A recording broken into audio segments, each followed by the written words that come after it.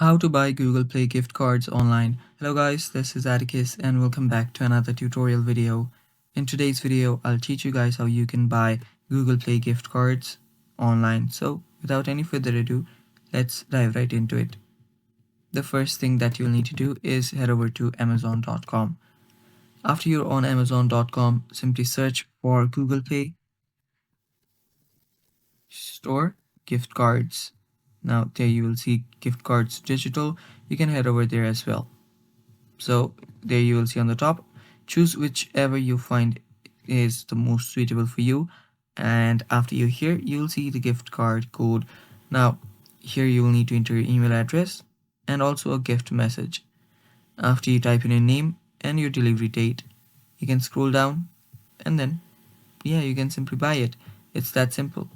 And after you buy that, it will get emailed to you on your email.